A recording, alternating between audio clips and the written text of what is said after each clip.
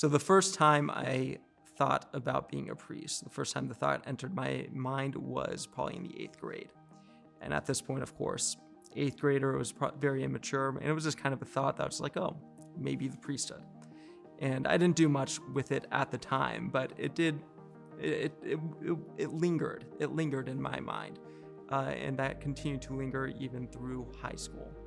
And around the time of college, that's where I really began to discern in a very intentional way whether or not God was calling me to the priesthood or whether he was calling me to marriage. More so, there was an incredible Catholic community there that really helped me grow in my faith in a very powerful way.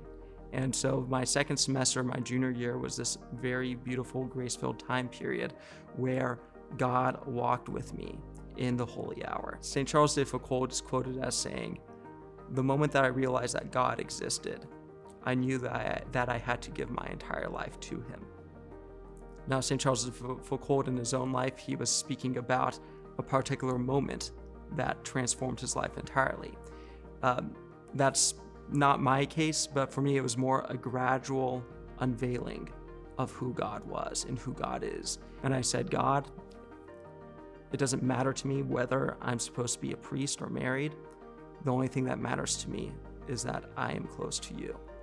What I heard in return in that context of prayer, clear as day, was, if that's what you want, then you know what you need to do. And at that point, I made a very important decision.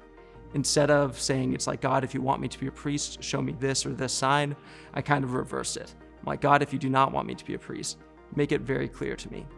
My approach to ministry, my approach to the priesthood, my approach to everything is to serve God first and foremost. That if we place God first in our lives, everything else seems to fall into place. And when we try to do things on our own, that's usually when things start falling apart. If God is real, then he needs to be first in our lives.